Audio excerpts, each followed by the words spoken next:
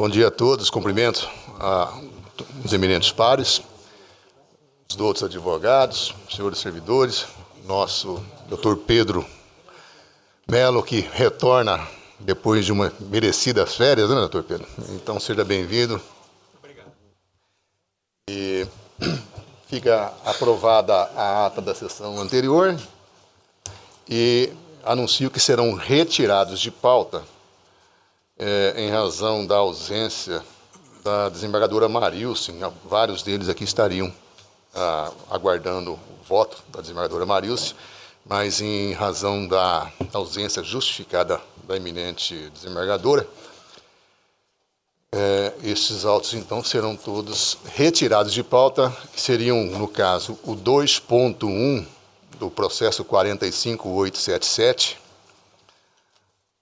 que é um recurso eleitoral em ação de investigação judicial eleitoral. O 2.2 é o processo 313, que também é um recurso eleitoral, eleições de candidatos, registro de candidatura, 34ª Zona Eleitoral de Chapada, né, Chapada dos Guimarães. Também retirado de pauta. Esse PJE é 1.2 da pauta do PJE, 0601-368, é uma prestação de contas, candidato a cargo de deputado federal, eleição 2018. E também PJE é 1.3 da pauta, o PJE 0601-309. Também são embargos de declaração, em prestação de contas, candidato a cargo de deputado estadual, de eleições gerais de 2018. Todos eles, então, ficam anunciados como retirados de pauta. Em mesa para julgamento, esse aqui é da relatoria do eminente Dr. Antônio Peleja. Aqui é 1.1, PJE 0600-106. É um habeas corpus, pretende-se aqui o trancamento do inquérito policial da 50ª Zona Eleitoral de Brás Norte, impetrante Anderson Douglas Rossetti Bueno e outros, os pacientes Janete Gomes Riva e Janaína Grace Riva. A relatoria do Dr. Antônio Peleja, que já votou denegando a ordem, no que foi acompanhado pelo Dr. Luiz Bortolucci, o primeiro vogal. Abriu divergência aqui o Dr. Sebastião Monteiro, o voto divergente, no caso, concedendo a ordem. Há um aguardo de vista dos doutores Jackson, Vanessa e eu também. E a vista é do desembargador Sebastião, que está com a palavra.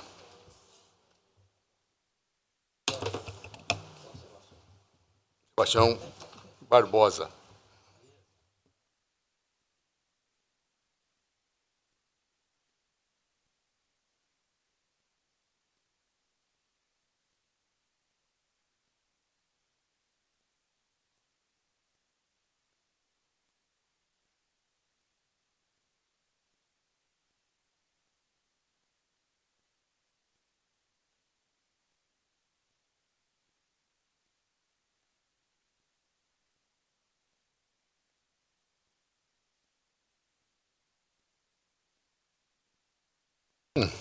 PJE 0600-106.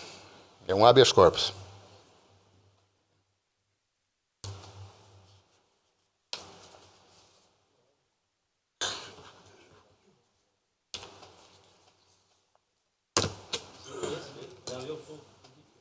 É um pedido de vista.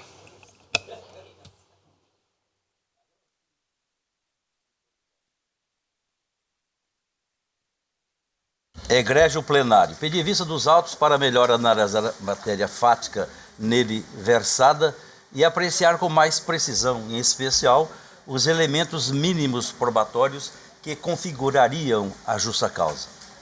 Apenas para reavivar a memória ou a lembrança acerca do que tratam esses autos, versam sobre habeas corpus com pedido de liminar, impetrado em favor de Janaína Grace Riva e Janete Gomes Riva, apontando como autoridade coatora a doutora Daiane Marilyn Vaz, juíza da 56ª Zona Eleitoral de Brasnorte. Em apertada síntese, já bem detalhada no voto do digno relator, doutor Antônio Veloso Peleja Júnior, não obstante tenha a promotoria eleitoral que atua perante a 56ª Zona Eleitoral, opinado pelo arquivamento do inquérito, a autoridade apontada como coatora rejeitou o pedido de arquivamento e determinou a remessa do feito à segunda Câmara de Coordenação e Revisão do Ministério Público Federal em Brasília. Nesse sentido, as impetrantes aduzem que não haveria justa causa para a propositura da aludida ação penal, conforme reconhecido pelo parquê, e que o prolongamento excessivo de investigações inconclusivas seria causa de teratologia apta a ser estancada pelo presente remédio constitucional. É o que importa relatar, reportando-me quanto aos demais fatos e aspectos ao pormenorizado relatório já mencionado. Pois bem, verifica-se que a portaria determinou a instauração de inquérito policial para apurar a materialidade e autoria dos fatos e refere-se a possíveis ou a possível ilícito capitulado do artigo 299 do Código Eleitoral, compra de votos, e é datada de 23 de abril de 2015. Em análise do quanto consta do caderno investigativo, verifica-se que o inquérito policial foi instaurado em decorrência de denúncia anônima para apurar crime de compra de voto praticado nas eleições de 2014, ocasião em que as investigadas teriam comparecido à empresa Ferraria e Companhia e pagaram R$50 para cada funcionário votarem nelas.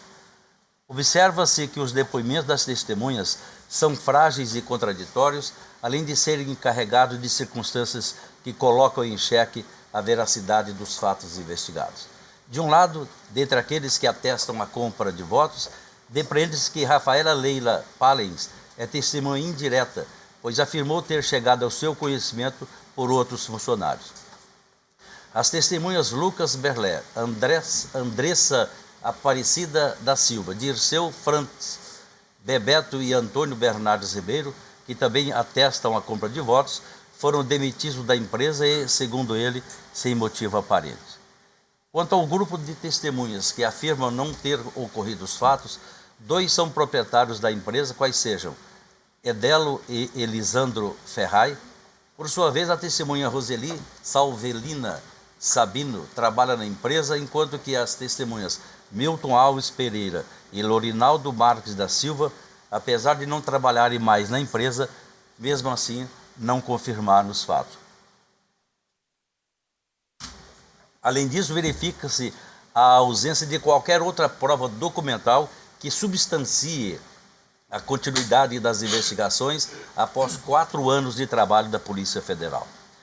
Diante desse cenário, é que o delegado da Polícia Federal, em seu relatório constante do ID 130-29-72, páginas 34/42, e ID 130-30-22, páginas 1 a 7, concluiu que, ao chegar ao fim da investigação, não conseguiu determinar com certeza a prática do crime e sua autoria, não havendo mais diligência viável à elucidação dos fatos.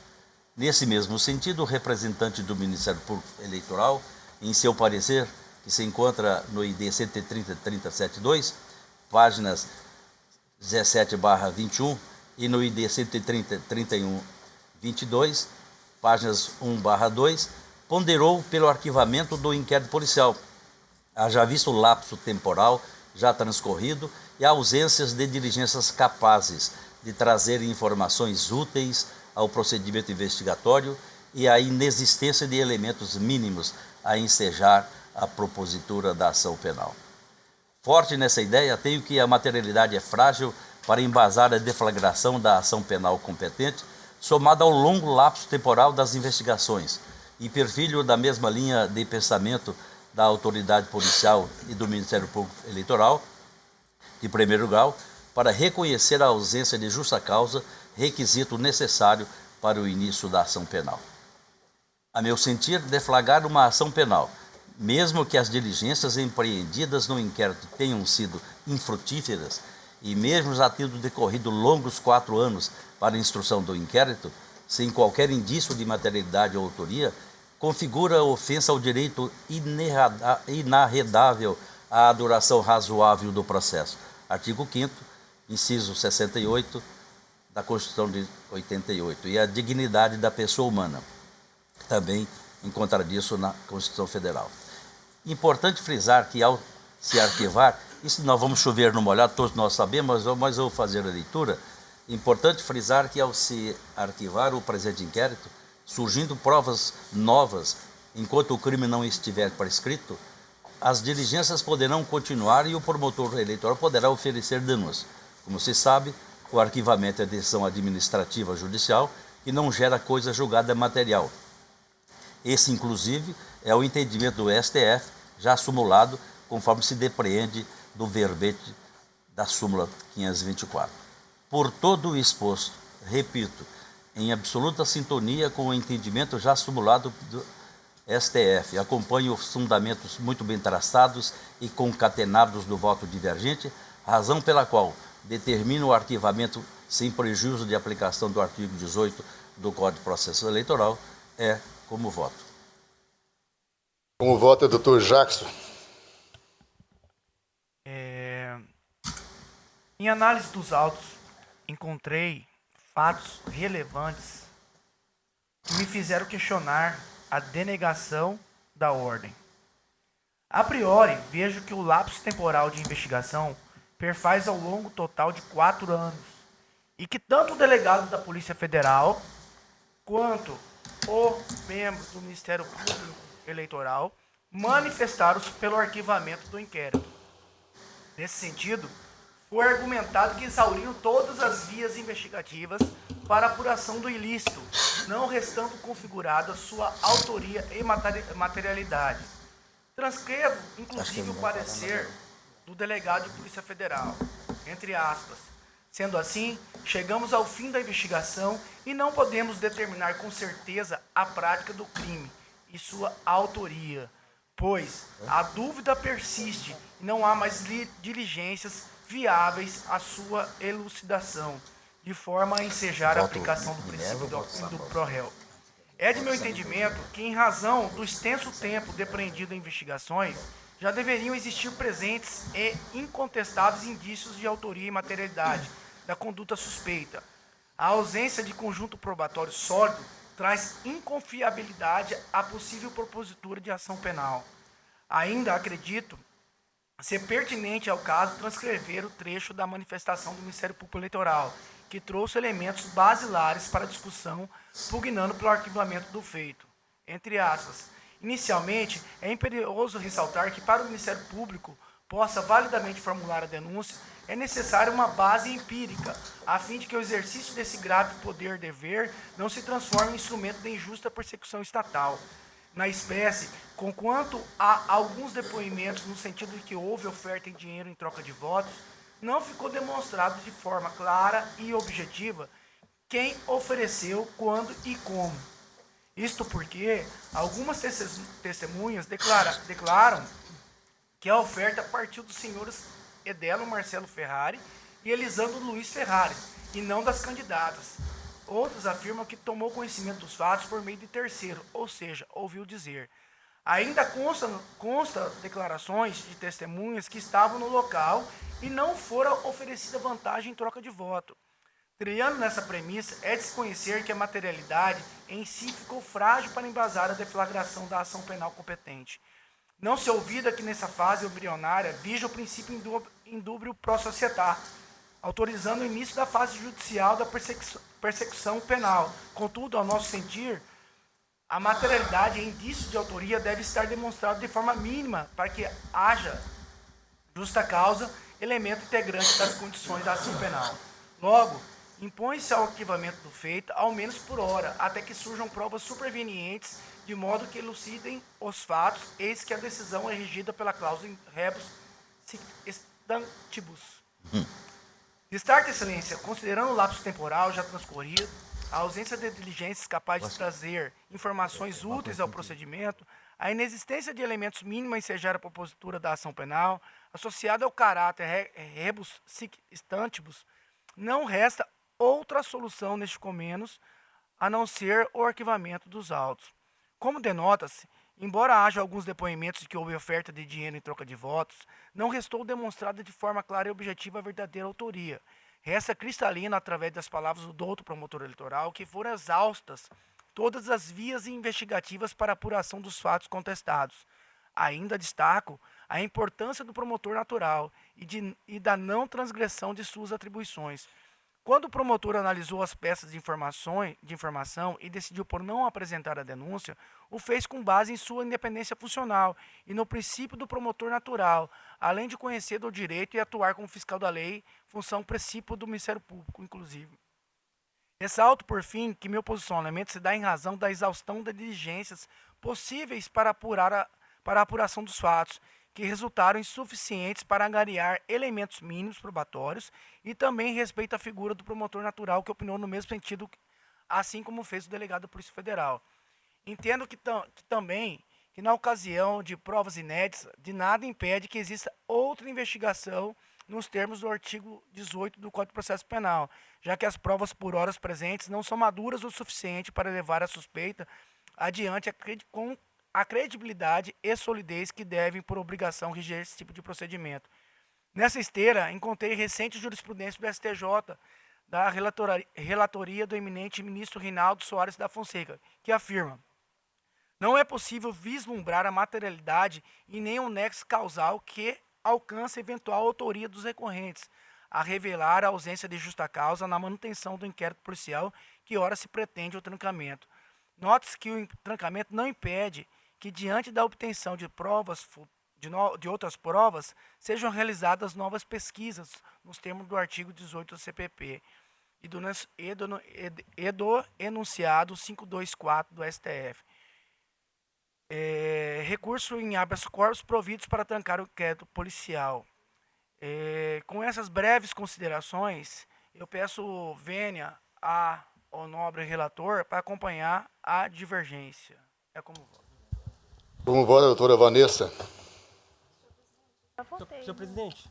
Desculpa.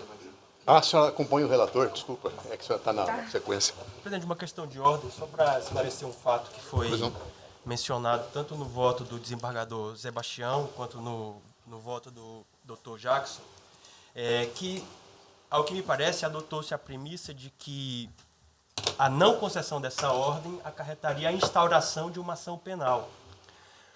Ocorre que não houve apresentação de denúncia, pelo contrário, o Ministério Público já se manifestou pelo arquivamento, o que foi uma posição que a juíza eleitoral discordou. Isso, e naturalmente, pela disposição legislativa da espécie, submeteu o feito ao órgão superior do Ministério Público, a quem, pelo princípio do princípio acusatório, daria a palavra final com relação à propositura de uma denúncia ou à manutenção do arquivamento ou, eventualmente, novas diligências.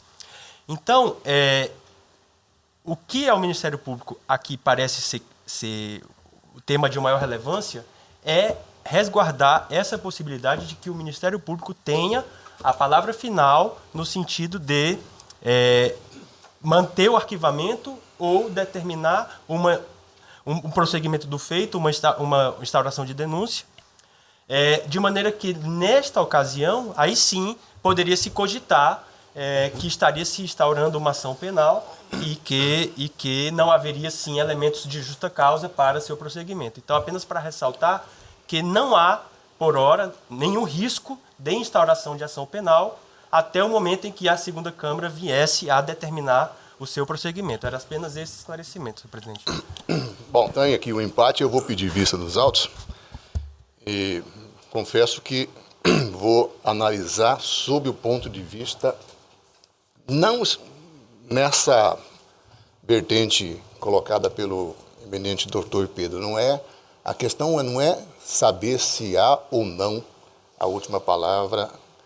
Isso é óbvio, né? Porque a própria legislação estabelece nesse sentido. A última palavra, realmente, no caso do primeiro grau, é com o procurador, né, de Justiça, que vai analisar na forma do artigo 28 do CPP. E aqui me parece que é uma Câmara, né, que resolve essa situação.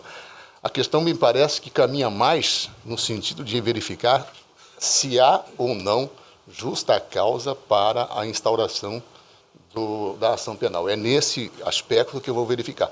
Porque o fato do promotor de primeiro grau ter se entendido que era caso de arquivamento, acompanhando o parecer do delegado de polícia, o que foi rejeitado pelo juízo, a meu ver, abre uma divergência de posicionamento que nós temos que analisar o contexto probatório. E é nesse aspecto que vou trabalhar. Há ou não indícios mínimos de autoria e materialidade delitiva para, ou a chamada justa causa, para a deflagração de uma eventual ação penal. Se houver, evidentemente, prossegue-se. E aí submete-se, aí na forma do 28 do CPP, a essa Câmara que vai analisar. Se entendido em sentido contrário, que não há nenhum elemento satisfatório para iniciar uma ação penal, é caso de trancamento, como nós fazemos constantemente, analisamos os outros habeas corpus que nós julgamos aqui. Não é o fato de se estar nessa fase diferenciada de análise de quem tem competência para dar a última palavra, o promotor natural, no caso aí seria a Câmara, né, de segundo grau, que vai ser verificado. O que nós vamos verificar é se há ou não essa justa causa. É nesse sentido que vou trazer meu voto. Mas eu vou, então, confirmar aqui que eu vou pedir vista para analisar com mais acuidade essa questão do contexto probatório. Fica, então, adiada a conclusão em razão do pedido de vista do 6º vogal. Tem mais um que vai ser retirado de pauta aqui, tem que ser retirado aqui, o Dr. Luiz Bortolucci Júnior, que é o 2.7, que é o processo 41944. É um recurso eleitoral em prestação de contas de candidato a cargo ao vereador Chapada dos Guimarães, 34ª Zona Eleitoral. O recorrente aqui é Romualdo da Silva. Então, como dito, da relatoria do Dr. Bortolucci, que não pode se fazer presente, e fica, então, retirado de pauta. Dr. Sebastião Monteiro, nós temos aqui o 1.5, PJE 0601-074, é uma prestação de contas, candidato ao cargo de deputado estadual, eleições gerais 2018, requerente Adenilson Aparecido Firmino da Rocha. Vossa Excelência, o relator, está com a palavra.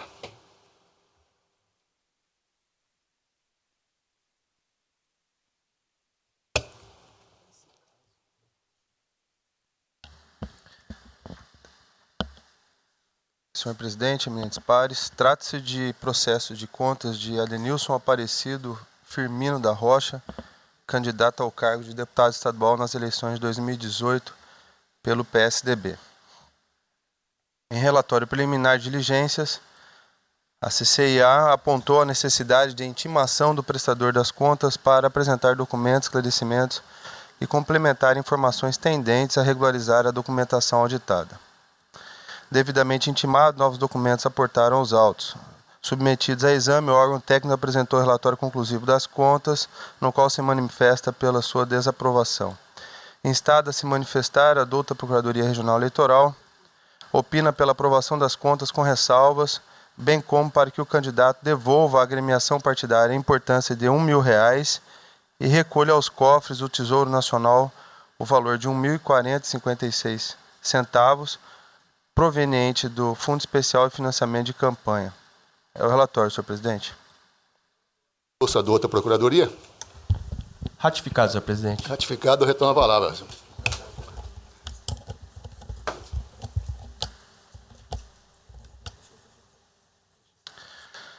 Conforme relatado, os autos versam sobre prestação de contas do candidato ao cargo de deputado estadual no pleito passado, senhor Adenilson Aparecido Firmino da Rocha. Pela informação extraída do Sistema de Divulgação de Candidaturas e Contas Eleitorais, o candidato recebeu recursos na ordem de R$ 119.519,38, tendo contraído despesas no valor total de R$ 83.945,47. O limite para gastos com candidaturas ao Legislativo Estadual foi fixado em R$1 milhão. Feitos tais destaques, observe que a Coordenadoria de Controle Interno apontou como motivos para a desaprovação das contas auditadas, em seu parecer conclusivo, 2 inconsistências e 4 impropriedades.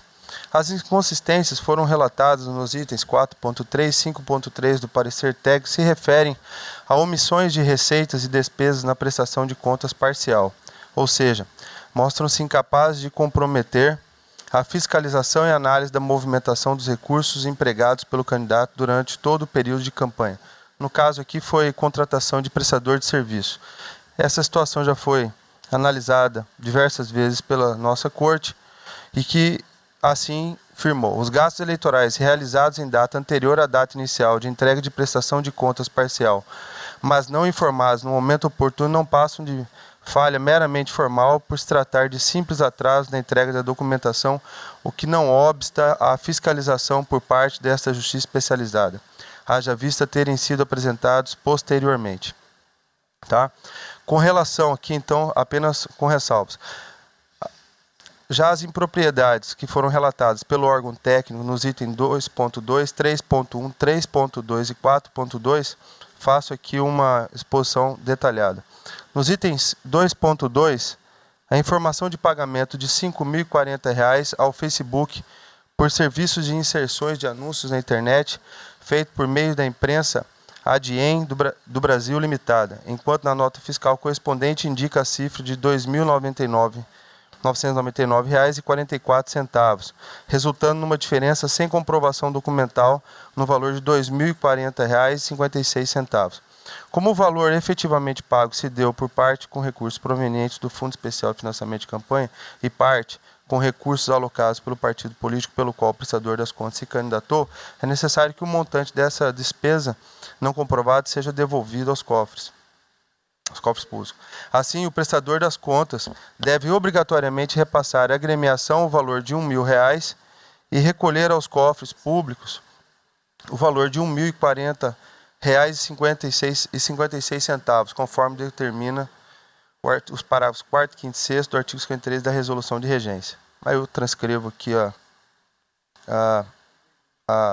o dispositivo. O item 3.1 consta que não foram informados os destinatários das correspondências, postagens registradas como despesa na prestação de contas, comprovadamente pagas com recurso de Fundo Especial de Financiamento de Campanha a empresas de Correios e Telégrafos. Quanto a esse item, tanto os esclarecimentos apresentados pelo prestador das contas, quanto os próprios pagamentos efetuados pelo serviço, correspondente a R$ 666,18, R$ 888,24 e R$ 1.110,30, convergem com as informações disponíveis no website, transcrevo aqui dos Correios, a merecer igualmente a anotação de ressalva. No item 3.2, omissão de receita estimável em dinheiro referente a serviço prestado por Adriana Araújo Pereira Camiram, consistente na falta de seu registro no sistema de prestação de contas eleitorais.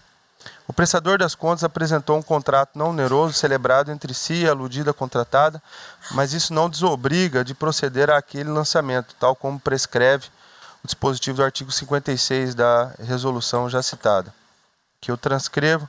Da mesma maneira, o prestador das contas não se vê desobrigado a emitir o recibo eleitoral para tal receita, estimável em dinheiro, à luz previsto no artigo 9º, parágrafo 1º do diploma eleitoral em tela. Mais um item, pois, a merecer a anotação de ressalva. No item 4.2, descreve-se a ausência de escrituração de receita estimável em dinheiro relativa a serviços advocatícios, vale dizer, a comprovada atividade de um patrão jurídico para dar apoio e suporte à candidatura do prestador das contas, notadamente quanto à elaboração de apresentação da contabilidade em exame, entendendo a CCIA pela existência de violação ao Código de Ética da categoria. A forma como tal registro foi feito. Pelo contrário, afirmo, como bem anotou o Ministério Público Eleitoral, eventual violação do artigo 30, parágrafo 3º do Código de Ética da OAB, que proíbe o exercício da advocacia pro bono para fins eleitorais deve ser apurada para a referida entidade e classe. Isso porque, segundo o prestador de contas, ao justificar tal apontamento, informou que a doação realizada pelo patrono do requerido foi de serviços advocatícios durante a campanha eleitoral. Não houve troca de valores, apenas foi um meio de especificar no sistema do TSE e qual valor seria cobrado se realmente houvesse acordado. Item, por fim, que sequer merece anotação de ressalva. Por todo exposto, constata-se nas contas examinadas a ausência de mácula a conferir-lhe o desfecho da desaprovação. Ressalta ainda que, mesmo se observadas em seu conjunto as irregularidades merecem ressalva desta Justiça Eleitoral, essas representam apenas 1,7% dos recursos arrecadados e dispendidos na campanha do prestador das contas, desafiando, pois, a aplicação dos princípios, se amolda que os princípios aplica-se aqui os princípios da proporcionalidade e razoabilidade e análise do julgador. Com essas considerações, voto pela aprovação das contas com ressalvas de Adenilson Aparecido Firmino da Rocha, relativo ao Play 2018. Via de consequência, determine que o prestador das contas devolva à agremiação partidária a importância de R$1.000 e recolha aos cofres do Tesouro Nacional o valor de R$1.040,56, proveniente do Fundo Especial de Financiamento de Campanha. É como voto, senhor presidente. O voto de Vossa Excelência está idêntico ao parecer, né, doutor Sebastião, né? Sim. Algum voto em sentido contrário, eminentes pares? O tribunal, por unanimidade, aprovou com ressalvas as contas do candidato nos termos do voto do relator, em consonância com o parecer ministerial. Doutor Sebastião Barbosa, Vossa Excelência tem um pedido de vista 1.4, melhor dizendo, PJE 0601-478. É uma prestação de contas, candidato cargo deputado federal, eleições de 2018. Requerente é Séries Marlília Sarenco. O relator é o doutor Sebastião Monteiro, que desaprovou as contas. Melhor dizendo, desculpa, Vossa Excelência... Aprovei com ressalvas. Aprova com ressalva. Quem desaprova é o doutor Jackson Coutinho. E o pedido de vista é do segundo vogal. Doutor Sebastião Barbosa, que está com a palavra.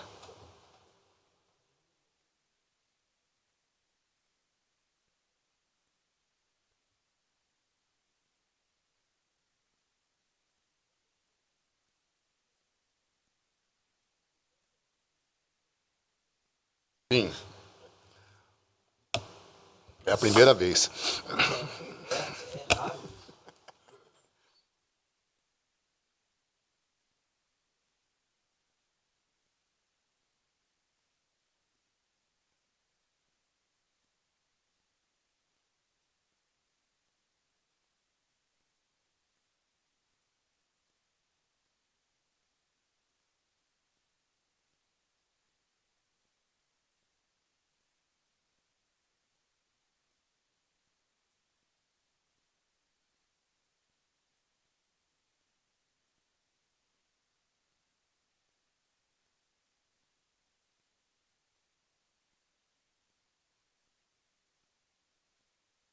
Eu estou acompanhando o relator, só sugiro a Sua Excelência que, com relação àqueles números que ele se baseou, ele faça um rearranjo ali para evitar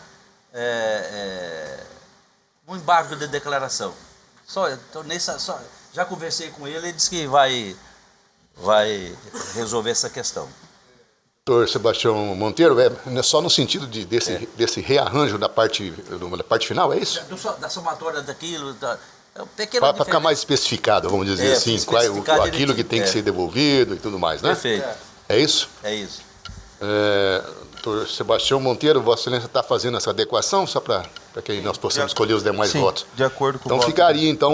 Continuaria o voto de Vossa Excelência na aprovação com ressalvas, aí com as especificações mais detalhadas daquilo que tem que ser devolvido. Sim, do que vai ser recolhido com as observações feitas no voto do desembargador Sebastião Barbosa. Isso, ok. Doutora Vanessa, a senhora aguarda. A senhora já acompanhou o relator, né? Tá certo, desculpa. Doutor Antônio Peleja, você está aguardando vista. Doutor Peleja, você está com pedido, está aguardando o voto vista. É o processo... É o 0601-478.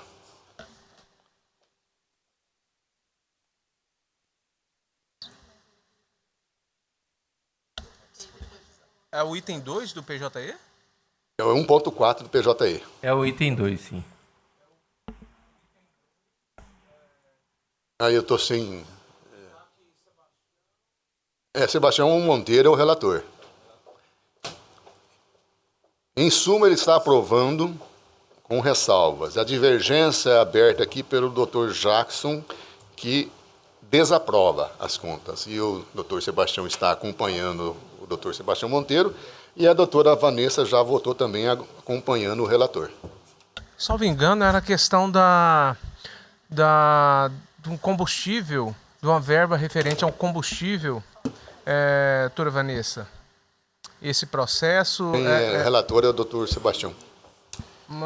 Eu acho que era isso, era a questão referente à verba de combustível de R$18 mil, salvo engano. Eu não, após analisar esses autos, né, eu entendi que a grande questão era o seguinte, que não houve a individualização, né, dos veículos, na prestação de conta, não houve individualização dos veículos, né, que participaram daquela carreata. Né? E a grande dúvida estava se houve a inserção de veículos na prestação de contas. Né? Mas, após analisar, senhor presidente, eu verifiquei que esse valor de R$18 mil, ele não é um valor incompatível, né, com o que foi prestado, de maneira porque a suposta irregularidade que eu pensei que haveria, ela não há. Então, por isso eu acompanho o voto do relator. Relator. Aqui nós não podemos concluir porque a ausência do Dr. Luiz Bortolucci, então fica adiada a conclusão em razão da ausência do quinto vogal, Dr. Luiz Bortolucci. Eu já quis aproveitar para colher o voto dos presentes e adiantamos, né? Vamos passar então para a pauta física. O 2.3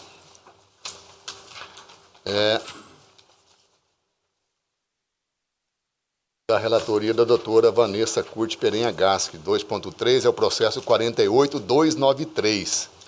Isso aqui é um embargo de declaração, não em recurso eleitoral, nem ação de investigação judicial eleitoral, cargo, vereador, corrupção ou fraude de candidaturas fictícias de mulheres para preencher cota de gênero. Campinápolis, 26ª Zona Eleitoral, eleições 2016. A relatoria, como dito, é da doutora Vanessa, que está com a palavra. Trata-se de embargos de declaração opostos pelo Ministério Público Federal contra o acordo TRE-MT número 26646, que negou provimento ao recurso eleitoral interposto pela hora embargante, mantendo a sentença proferida pelo juízo da 26ª Zona Eleitoral, a qual julgou improcedentes os pedidos formulados na presente ação de investigação judicial eleitoral. O acórdão foi assim emendado.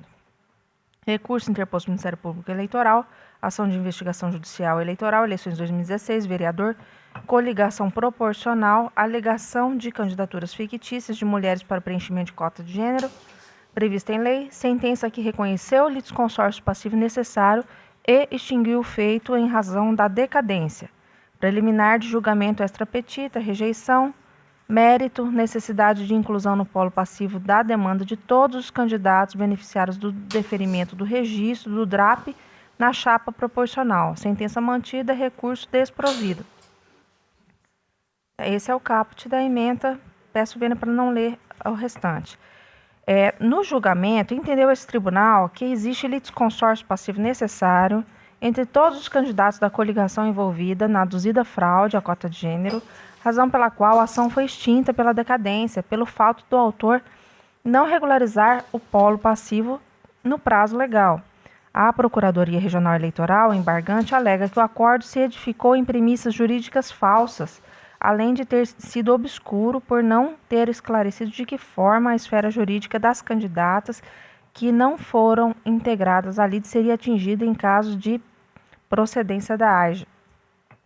Pede sejam os embargos de declaração conhecidos e providos para retificar as premissas equivocadas e sanar a obscuridade apontada relativamente às consequências jurídicas decorrentes de eventual procedência da AIJA, seja no que concerne à cassação do diploma e distribuição de vagas de acordo com a regra do artigo 109 do Código Eleitoral, seja com relação à ausência também em prejuízo jurídico suportado pelas candidatas incluídas no polo passivo. É o relatório, senhor presidente. O relatório, continua a palavra com Vossa Excelência, não há parecer.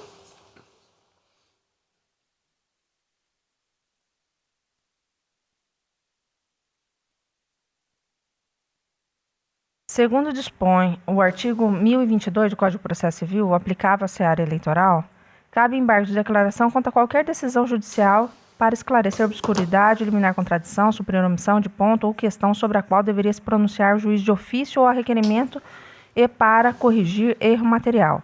A presente AGE foi proposta pelo Ministério Público Eleitoral visando o reconhecimento de fraude na composição da lista de candidatos às eleições proporcionais, bem como a cassação do registro de candidatos do sexo masculino eleitos.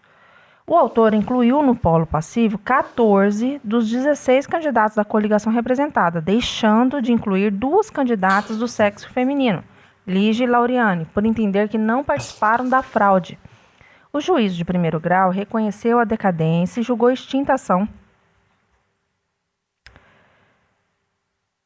pelo fato de não ter sido requerida a inclusão no polo passivo da ação até a data de diplomação das demais integrantes da coligação, tendo em vista o litisconsórcio passivo necessário instaurado. O fundamento da sentença foi que, uma vez desrespeitada a cota de gênero, o demonstrativo de regularidade dos atos partidários (DRAP) da coligação possui vício de origem, de forma que todos os candidatos ficam impedidos de disputar o pleito eleitoral e os registros de todos os candidatos devem ser cassados, assim como o diploma dos suplentes e mandatos dos eleitos. O Ministério Público Eleitoral propôs recurso eleitoral contra a sentença, o qual foi desprovido pelo acórdão, confirmando à Corte a existência de litisconsórcio passivo necessário entre todos os candidatos constantes do DRAP da coligação, razão pela qual acertada a extinção da ação no caso. Neste desembargo de declaração, sustenta o embargante que as premissas jurídicas falsas na quais se fundou o acordo são as seguintes. 1. De acordo com o inciso... me ajuda aqui. Que inciso que é esse? Do artigo 22 da Lei Complementar 6490, 14. Do artigo da Lei 22 da Lei Complementar 6490, eventual julgamento de procedência da AGE pode acarretar ao demandado, alternativamente, a cassação de seu registro ou diploma, a depender do momento em que a sentença é prolatada, se antes ou depois do dia da eleição. Assim, pelo fato dessa ação ter sido proposta após o pleito, logo, o objetivo é a cassação do diploma e não do registro dos candidatos eleitos que praticaram e foram beneficiados pela fraude, motivo pelo qual nada justifica a participação das candidatas Lígia e Lauriane no polo passivo. Item 2. É equivocada a assertiva de que a nulidade dos votos atribuídos aos demandados implica em nova totalização dos votos para obtenção de novo quociente eleitoral, porque, ao tempo do pleito, referidos candidatos encontravam-se com seus respectivos registros deferidos. Afirma que, na linha das jurisprudências do TSE, os votos obtidos por candidato cujo registro encontrava-se deferido na data do pleito eleitoral não são anulados, mas contados a favor da legenda pela qual o parlamentar posteriormente cassado se candidatou. Assim, sustenta que os registros de candidatura dos candidatos da coligação União e Trabalho não são passíveis de cassação em face da presente demanda, vez que ajuizada após as eleições. Porém, sob a alegação de existência de premissas jurídicas falsas, pretende o embargante a modificação do acórdão, por não concordar com seus fundamentos, o que não é cabível nessa via processual estreita dos embargos de declaração. O acordo embargado foi claro e expresso no sentido de que a cassação dos registros e eventuais diplomas de todos os candidatos à chapa é consequência do julgamento de procedência, na medida em que se reconhece a existência de litisconsórcio passivo necessário e unitário. Isso porque, sem o respeito à cota de gênero, o DRAP da coligação deve ser indeferido, pois se encontra viciado e é nulo. Como argumentou o próprio Ministério Público Eleitoral na petição inicial da AGE, abro aspas, se os referidos atos preparatórios forem praticados com alguma irregularidade, dentre as quais se destaca a não observância do percentual mínimo de mulheres, o partido coligação não terá a rigor um DRAP, o que equivale a dizer que toda a lista de candidatos não será admitida a registro. Ademais, a alegação do embargante no sentido de que o objetivo da presente AIGE é a cassação do diploma e não do registro é contraditória, pois o próprio Ministério Público Eleitoral pediu na inicial a cassação dos registros de candidatura dos requeridos, folhas 16. Anoto que há duas vertentes de entendimento no que concerne aos efeitos da procedência de uma AIGE, no caso da fraude da cota de gênero. Uma que entende que é necessário resguardar o princípio da soberania popular, fazendo um decote para cassar os mandatos somente dos candidatos que agiram dolosamente na prática da fraude, permanecendo os demais com os seus mandatos, a qual se filia a parte embargante, e a outra corrente que entende que a fraude revela vício de origem, que impede o aproveitamento dos votos para qualquer dos candidatos da chapa, pois o vício se encontra no DRAP, na origem da coligação. Eu convirjo para o entendimento que foi sufragado pelo acordo embargado e com o qual, repito, o embargante não concorda. Quanto ao argumento que é falsa a premissa jurídica de que a nulidade dos votos atribuídos aos demandados implica em nova totalização dos votos para obtenção de novo quociente eleitoral, o embargante aponta, em verdade, um erro de julgamento que entende presente, razão pela qual deve-se valer da via processual própria e não dos embargos de declaração. A parte embargante também argumenta que o acordo padece de obscuridade, pois não demonstrou de que forma as esferas jurídicas de Lígia e Lauriane seriam alcançadas por um suposto provimento jurisdicional condenatório, já que as mesmas não foram eleitas e sequer possuem condições de ser suplentes. Questiona a embargante: se as candidatas Lauriane e Lígia não praticaram ou foram beneficiadas pela fraude, tampouco terão suas respectivas esferas jurídicas atingidas na hipótese de eventual procedência da demanda, já que não eleitas, por que razão jurídica deveriam constar no polo passivo? A resposta que foi dada no acordo embargado e com a qual não concorda o embargante é simples, porque a fraude na cota de gênero afeta o DRAP da coligação e o registro de todos os candidatos, razão pela qual o litisconsórcio passivo é necessário e unitário. Portanto, pouco importa se o candidato foi ou não eleito, se é ou não suplente. Ele deve necessariamente constar no polo passivo da ação, porque seu registro foi viciado na origem do DRAP.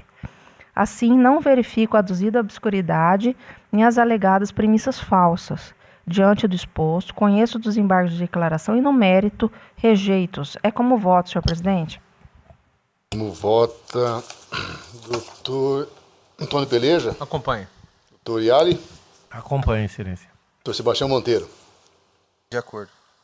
Doutor Jacques Coutinho?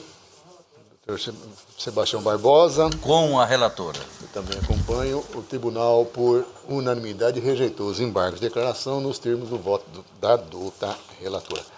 Ainda da relatoria de Vossa Excelência, doutora Vanessa, o 2.4, processo 125.845, é outro embargo de declaração. Em embargos de declaração, em prestação de contas de partido político, órgão de direção regional PR, eleições de 2014, embargante, Partido da República de Mato Grosso.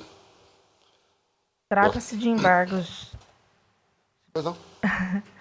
Trata-se de embargo de declaração oposto pelo Partido da República em face do acordo número 270-26, no qual o embargante alega que houve omissão deste sodalício ao não observar o artigo 120 da Constituição Federal, o artigo 16 do Regimento Interno TRE e o artigo 28, parágrafo 1º do Código Eleitoral.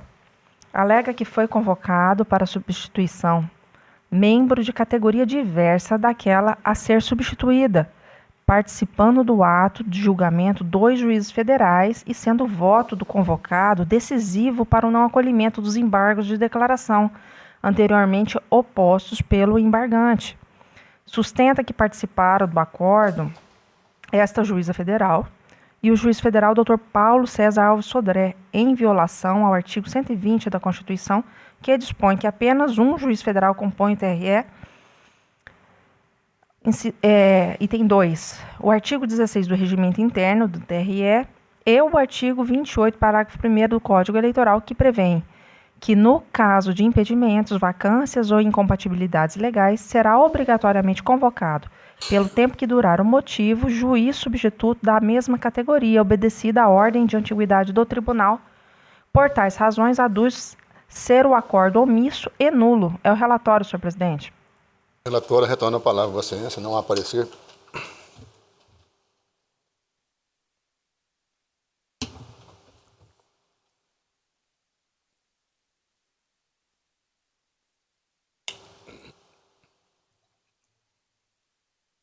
Esclareço de início que o acordo TRE 27026 tratou do julgamento de outros embargos de declaração anteriormente apresentados pelo PR.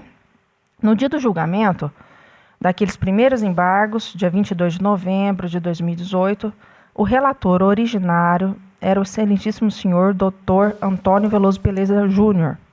Terminada a votação, fiquei na posição de relatora designada por ter proferido o voto vencedor.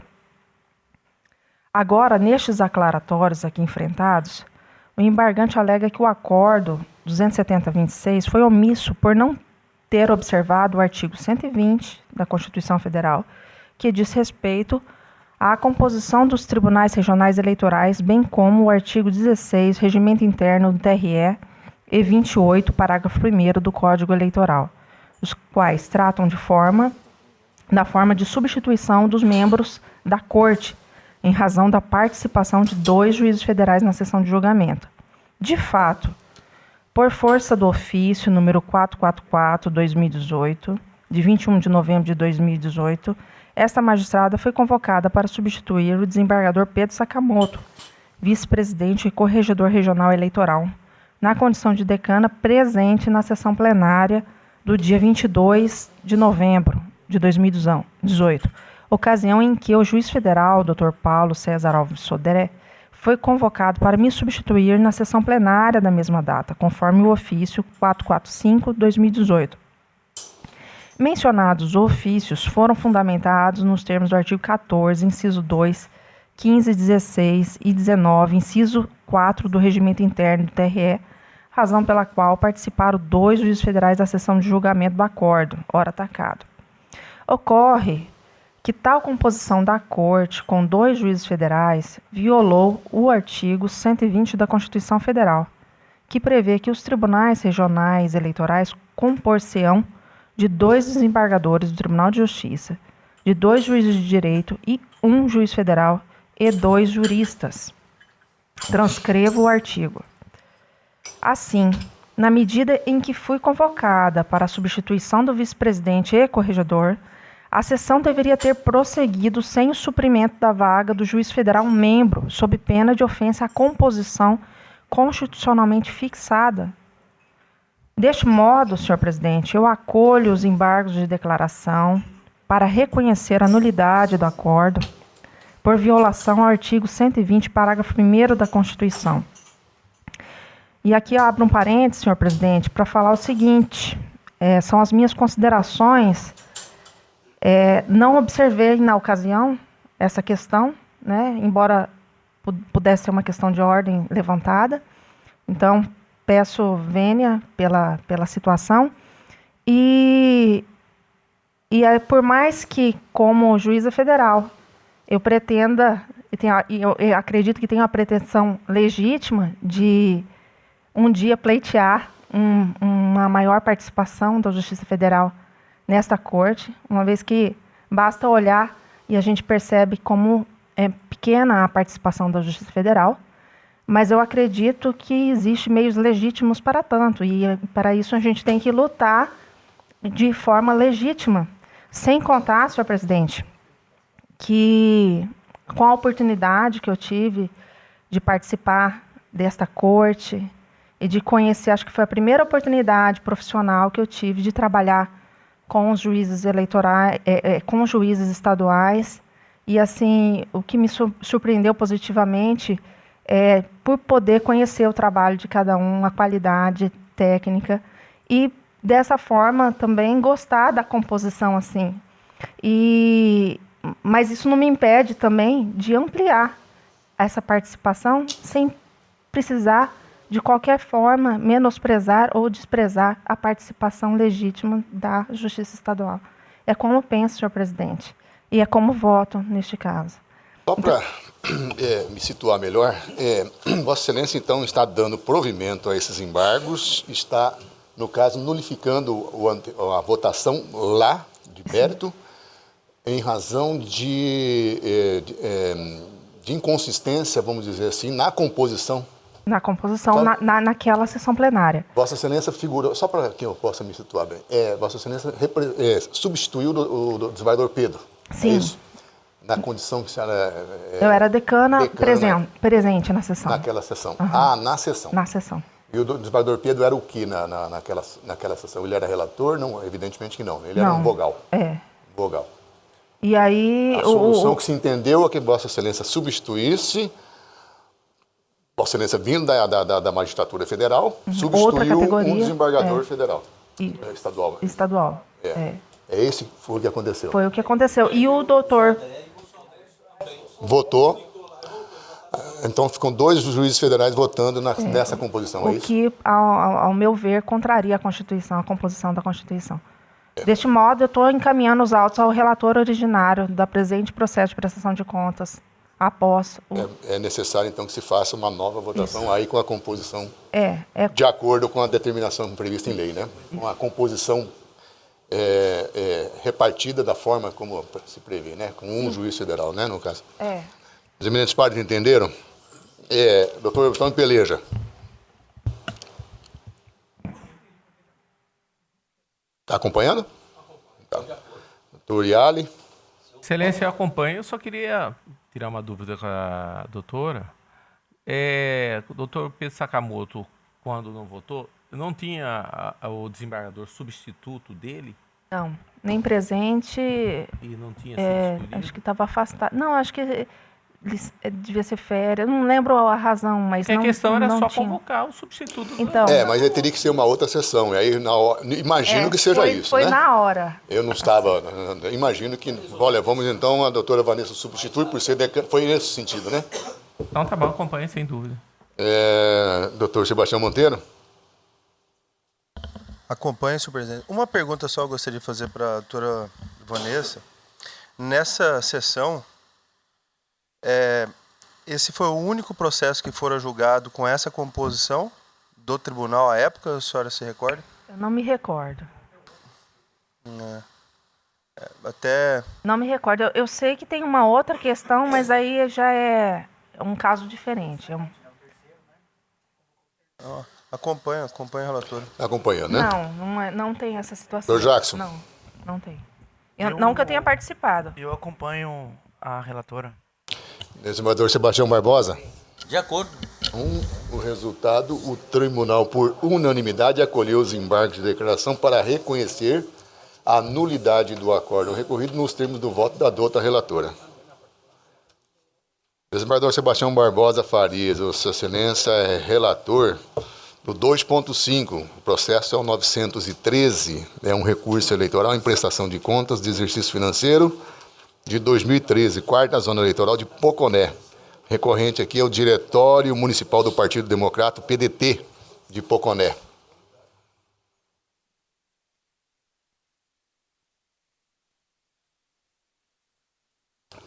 Já localizou? Está ficando um expert.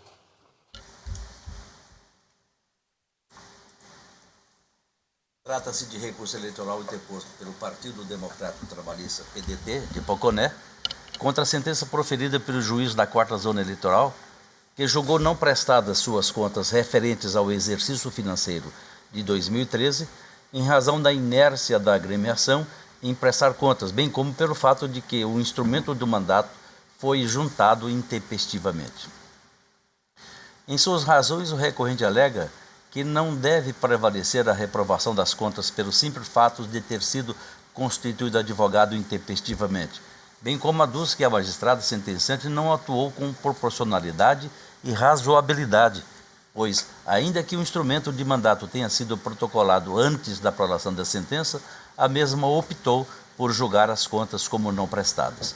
Ademais, assevera que trata-se de erro formal do qual não foi efetuado com má-fé, bem como que não gerou qualquer prejuízo, até porque não ocorreu sequer qualquer movimentação financeira. Com base nos argumentos acima delineados, a agremiação pleiteia o conhecimento e provimento do recurso, a fim de que a sentença seja reformada e as contas sejam aprovadas. O Ministério Público Eleitoral e a douta Procuradoria opinam pelo desprovimento. É o relatório. Ouça a douta Procuradoria. Ratificado, senhor presidente. Ratificado, retorna a palavra. Esse caso é igual a que foi julgado aqui, da relatoria do Dr. Sebastião Monteiro. Idêntico, em que, naquela oportunidade, senhor presidente, egrégio plenário, houve a mesma situação de mandato, de falta de... Uma estava sem outorgar procuração ao advogado. E esse aqui foi feito intempestivamente. Como eu entendo que é idêntico, eu estou seguindo aquele julgamento e dando provimento. Está dando provimento. Em dissonância com pareceres, né? Com parecer aqui ministerial, em sintonia com a jurisprudência desse tribunal, dou provimento ao recurso para anular a decisão que julgou não prestadas as contas do Partido Democrata Trabalhista, do município de Volconé, do exercício de 2003, determinando que o juiz de primeiro grau prossiga na análise dos autos de acordo com a resolução do TSE 21841 de 2004 e da resolução também do TSE 23546 de 2017, facultando ao recorrente o mais amplo contraditório e ampla defesa previstos legalmente. É como voto. Vossa Excelência, se eu entendi bem, está usando, não seria um paradigma porque não é exatamente igual, mas por semelhança, numa situação que já fora julgada, que entendido pelo fato de não se ter juntado a procuração, não estaria, haveria necessidade de intimação. Nesse caso, juntou-se mais intempestivamente. Juntou? Juntou posterior. Doutora Vanessa. Acompanhe, relator. Doutor Antônio Peleja. Então, porque essa questão da prestação de contas, a ausência de procuração, ela redunda na ausência na prestação de contas, né? Então, é um vício que ocasiona a desaprovação. O problema é que eu quero parecer assim, nós estamos tendo uma flexibilidade maior em relação aos julgados anteriores. Não é só a questão de foi juntada a procuração posteriormente? Pois é, porque ela foi juntada desse tempo. Né? Sim, mas antes do julgamento.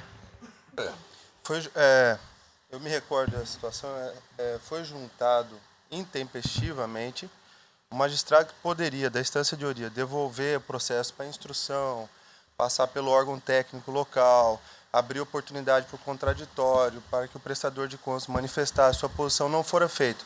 Ele mesmo, de posse da procuração intempestiva, já entendeu que no nosso entender, aqui um erro meramente formal, conduzido por essa casa, ele já sentenciou desaprovando as contas. Por isso, a necessidade da anulação, para que dê prosseguimento, né? Exatamente, da decisão da instância de origem, para devolver o processo para que seja feita a instrução de forma correta, que não fora feito. Essa é a situação. Essa procuração era procuração na prestação de contas. Na prestação de contas, com um documento essencial dentre aqueles demais processos na prestação de contas. Inclusive, nessa época, porque assim, nesse processo em específico, doutor Sebastião, deu o prazo para ele juntar todos os documentos, ele não juntou. Então, assim, aí no final, ele juntou a procuração, mas ele já estava com prazo para juntar todos os documentos. Então, assim, retrotraiu, voltou atrás em relação a todo o procedimento. Mas, assim, a meu sentir na época, não obstante, depois eu fiz um link mais adequado. Né? Voltou atrás, mas assim, ele juntou a petição, a procuração, mas o prazo tinha sido dado para ele juntar toda a documentação. E ele não juntou, doutora Vanessa. Quer fazer alguma pontuação? Não, mas assim, pelo que eu entendi, ele juntou posteriormente a procuração, mas antes do julgamento. Exatamente. O que convalidou, né? Eu vou... É excesso de preciosismo, desculpa se eu estou intrometendo, mas se a procuração fora juntada a destempo, mas no ato do julgamento ela já constava dos autos. Tá. Entendido? Mas assim, foi só... Aí que tá. Foi só a ausência de procuração que deu origem... Ou porque assim... Ou ele não juntou. Ele não juntou nenhum documento, não foi só a procuração. Não. O parecer do Ministério Público recomendou que fosse regularizada a capacidade de estar, no caso, a capacidade postulatória. E mandou... no caso, opinou para que observasse a lei de regência à época, que é essa 21.841 de 2004, correto? Em que pese ele tem apresentado declaração de não movimentação financeira. O processo foi para o magistrado e o magistrado apenas intimou para que fosse juntada a procuração. Não fora juntada dentro do prazo estabelecido pelo magistrado, salvo engano, 72 horas. Sim. Ok? Não fora juntada, juntou a destempo. Ele, com a documentação acostada, no caso, a procuração, no nosso entender, naquele caso que fora julgado, nós entendemos que ele deveria ter mandado instruir o processo. Por isso que nós anulamos a decisão. O juiz, que deveria mandar observar essa resolução do TSE, ele não fez. Ele já sentenciou desaprovando as contas. Mas lá foi desaprovação, aqui não. Aqui é aprovação com ressalva. Não, sim, eu estou falando... Tá bom, do outro. Isso. É que a insurgência naquele outro caso é porque foi desaprovada as contas. O prazo lá de 72 horas, o magistrado não deu o prazo para que ele regularizasse, juntasse toda a documentação, mas apenas a procuração. Então houve um vício realmente nesse caso. Na verdade, se eu estou entendendo, parece que não tinha exercício de nenhum. Parece que é isso, né? O que eu pude perceber era isso. E não tinha nada, não tinha movimentação. Sim, pelo que eu depreendi do voto de Vossa Excelência, nesse sentido. Mesmo não tendo havido movimentação alguma. Ele teria alegado que não houve movimentação, e aí o juiz falou, então junta a procuração para você poder falar isso pelo seu partido. Pois é, mas nesse processo, doutor Sebastião, anulou todo o procedimento de primeiro grau, não foi isso? E mandou de volta. Exatamente. Anulou todo o processo e mandou de volta para refazer tudo. Pois é, e nesse caso o juiz entendeu como não prestadas pelo fato dele não ter juntado a procuração. Só que, se eu entendi bem, quando dessa decisão, a procuração estava nos autos. Eles só não foram juntados no prazo legal. É isso que eu estou falando, não é? Doutor Antônio Peleja. Eu acompanho. Acompanha? Doutor Iali? Depois de todas essas explicações, acompanho, certeza. Doutor Sebastião, parece que já manifesta pelo também. Sim, E o doutor Jackson? Acompanho. Então, o tribunal, por unanimidade, deu provimento ao recurso nos termos do voto do outro relator, em dissonância com o parecer ministerial. Dr. Sebastião Barbosa Farias, desembargador, é também o 2.6, processo 9610. É uma prestação de contas, partidos políticos, prestação de contas de exercício financeiro ano 2016. Partido Trabalhista do Brasil, PT do B, de Mato Grosso. Requerente Diretório Regional do Partido Trabalhista do Brasil. O parecer é pela aprovação por ressalvas? O parecer, exatamente. Está ratificado? Está ratificado. É nesse sentido que voto. Algum voto em sentido contrário, eminentes pares? Acompanhando o parecer, aprovação com ressalvas. O Tribunal, por unanimidade, aprovou com ressalvas as contas do Partido Trabalhista do Brasil, PT do B, melhor dizendo, de Mato Grosso, nos termos do voto do doutor relator e em consonância com o parecer ministerial. Doutora Vanessa, aqui é o 2.8, processo 52789. Recurso eleitoral, prestação de contas, candidato ao cargo de vereador de Comodoro, 61ª Zona Eleitoral, eleições de 2016. O recorrente aqui é o Ministério Público Eleitoral. Vossa Excelência, a relatora, está com a palavra. Senhor presidente, só para orientar aqui nos documentos, como esse processo já veio a julgamento outra vez, então tem um relatório e um voto anterior. Então, eu peço agora, vai ser um novo relatório, um novo voto. Só para apontar os arquivos que correspondem. Recurso eleitoral interposto pelo Ministério Público Eleitoral contra a sentença que julgou aprovadas as contas de campanha de Osimar Mota da Silva do Carmo, candidato a vereador em Comodoro. Destaco que, anteriormente, houve recurso disciplinário que decidiu pelo retorno dos autos à zona eleitoral de origem para a conversão do rito do processo de prestação de contas. Após a volta do processo, a 61ª Zona Eleitoral, o candidato, devidamente intimado para apresentar as contas nos termos do rito ordinário, quedou-se inerte. Sobreveio a sentença do juiz eleitoral pela aprovação das contas, decisão ora combatida pelo recorrente. O Ministério Público Eleitoral sustenta que o prestador omitiu despesas, conforme acordo realizado em juízo.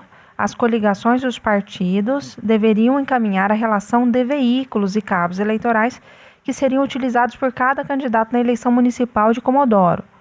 No relatório apresentado pela coligação, a qual pertence o candidato Osimar, constavam 3 veículos a serem utilizados por ele. Esses veículos pertencem a Keila, Antenor e Cícero. Ocorre que, já na peça inicial das contas, foi informado pelo prestador que somente o carro de Keila Carneiro foi efetivamente utilizado, um Voyage, movido a álcool gasolina, Flex, nenhum outro veículo. Todavia, o candidato Osimar declarou despesas com diesel, R$ 280. Assim, segundo o recorrente, o recorrido adquiriu combustível diverso do que poderia ser utilizado pelo único veículo declarado. Para o Ministério Público Eleitoral, tal incongruência compromete a transparência e a regularidade das contas, impossibilitando o efetivo controle pela Justiça Eleitoral. Por isso, pede a reforma da sentença para que as contas do recorrido sejam desaprovadas. Intimado a apresentar contra-razões, o recorrido Osimar manteve-se inerte. A douta Procuradoria Regional Eleitoral opina pelo provimento do recurso. É o relatório. Ouça a douta Procuradoria. Ratifico, senhor presidente. Ratificado, retorna a palavra.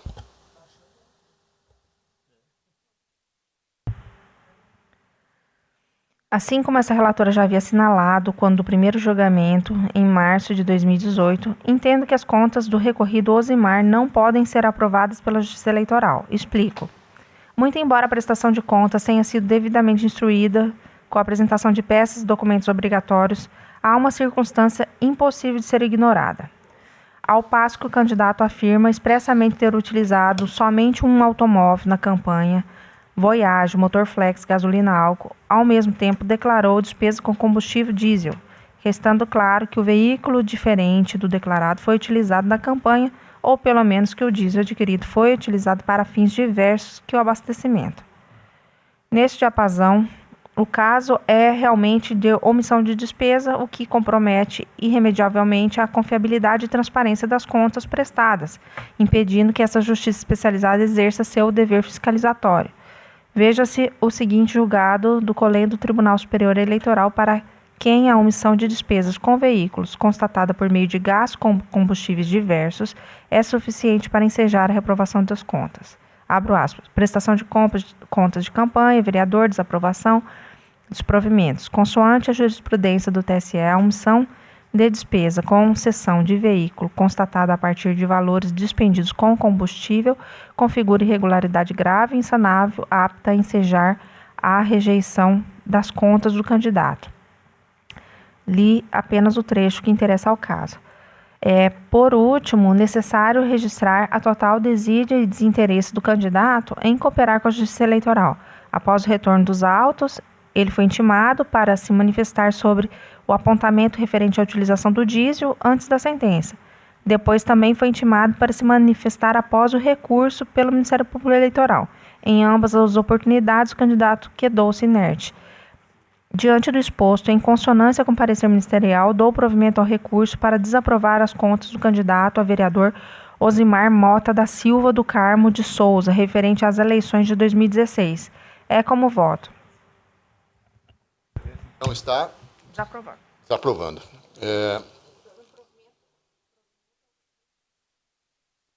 Sim, mantendo... tá, ok. Doutor Antônio Peleja? Eu acompanho. Doutor Iali? Doutor Sebastião Monteiro? Acompanho. Doutor Jackson? Doutor Sebastião? Acompanho. Por unanimidade, deu provimento ao recurso para fim de desaprovar as contas do candidato nos termos do voto da douta relatora e em consonância com o parecer ministerial. Doutor Jackson, tem uma prestação de contas que é a 2.9, é o processo 9122. Partido Político, prestação de contas do exercício financeiro de 2015, Partido Social Democrata Cristão, PSDC de Mato Grosso. Relatoria de Vossa Excelência, e que está com a palavra. Trata-se de prestação de conta apresentado pelo Partido Social Democrata Cristão em exercício financeiro de 2015. A CCIA emitiu relatório técnico preliminar de exames apontando falhas que exigiam regularização em relação a documentos essenciais ausentes, assim como peças apresentadas fora dos ditames legais, contrariando a resolução correspondente. Devidamente intimado, deixou transcorrer o prazo sem manifestação. As folhas 136 do partido juntou petição requerendo dilação de prazo, o qual foi deferido conforme despacho de folha 138. As folhas 143/144 apresentou documentos sem manifestação, que foram devidamente analisados pelo setor técnico, dando ensejo ao relatório preliminar. Devidamente intimado, novamente para se manifestar, quedou-se inerte. A unidade técnica emitiu parecer conclusivo, pugnando pela desaprovação das contas, em razão de inúmeras irregularidades formais e materiais remanescentes. Instado a manifestar-se, a douta Procuradoria Regional ratificou na íntegra as ponderações do órgão de análise técnica, opinando pela desaprovação das contas auditadas, assim como pela aplicação de suspensão do recebimento da cota do fundo partidário pelo prazo de 3 meses. Devidamente intimado para apresentar alegações finais, o requerente, mais uma vez, quedou-se inerte, transcorrendo em habeas o prazo assinalado, conforme certidão de folha 193. É o relatório. Tem parecer? É o parecer de Vossa Excelência? Ratificado, senhor presidente. Então, ratificado, retorno a palavra. Vou resumir, Excelência, até porque está em consonância com o parecer do Ministério Público, deixou de trazer documentos essenciais para a análise das contas. E, com base nisso, eu estou desaprovando as contas e suspendendo o repasse de novas cotas pelo prazo de 3 meses. Como vota o desembargador Sebastião? Está acompanhando? Doutora Vanessa? Doutor Antônio Peleja? Doutor Yali? Acompanhe, senhor. Sebastião Monteiro? Acompanho. O tribunal, por unanimidade, desaprovou as contas do Partido Social Democrata Cristão referentes ao exercício 2015 nos termos do voto do outro relator, em consonância com o parecer ministerial. Esse processo aqui tem uma peculiaridade, doutor Jacques, que é daqueles das metas. É muito bom a gente conseguir eliminar esses processos mais antigos para que o nosso tribunal possa pontuar. Então, na sequência é o 2.10, processo 29.396. Aqui é a doutora Vanessa. É uma prestação de contas, partido político, Partido Republicano da Ordem Social PROS, Mato Grosso, eleições de 2016. O requerente é o Diretório Regional do Partido Republicano da Ordem Social. E a relatoria, como dito, da doutora Vanessa, o parecer aqui pelas desaprovações e a devolução da importância apontada como irregular acrescida de multa, no patamar de 10%. Doutora Vanessa, com a palavra.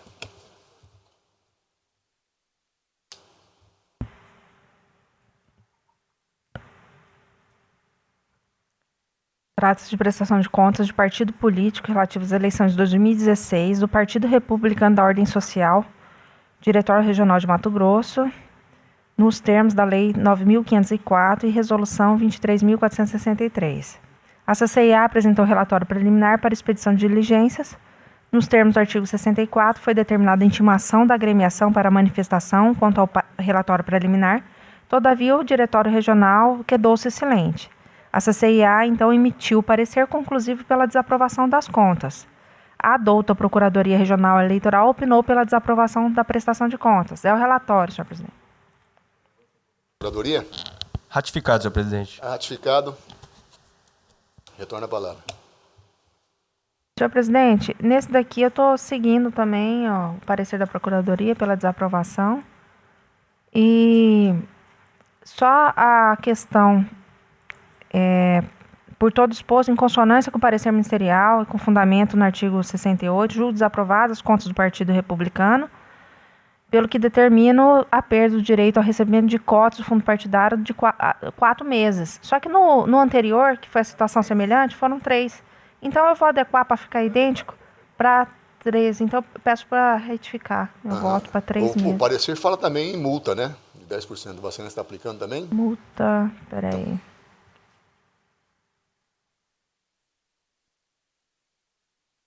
Não, mas se vai manter ou não, senão é parcial, né?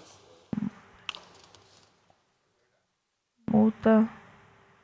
Olha, eu tenho que olhar o parecer, qual que seria essa Não, o multa. parecer diz o seguinte, pelo menos pela minha emenda aqui, diz o seguinte: pelas desaprovações, como Vossa Excelência está votando, devolução da importância apontada como irregular, acrescida de multa no patamar de 10%. É só verificar se tem ou não essa questão da multa, porque me parece que é esse para ficar integralmente ou parcial consonância. Então, eu vou ter que analisar essa questão da multa, que eu não me recordo, assim. Não tá na... Se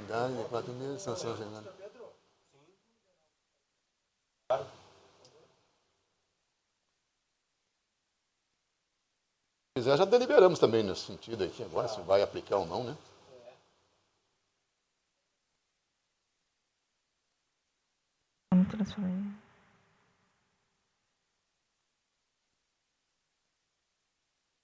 Com base em que essa multa, que eu não...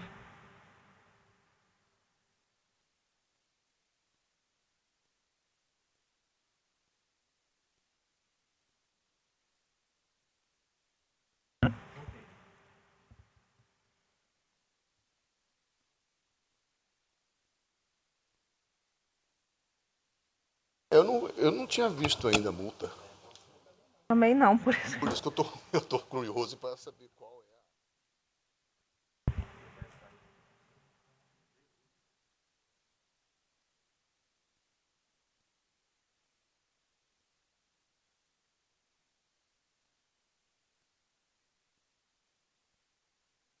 Não tô conseguindo abrir aqui o parecer.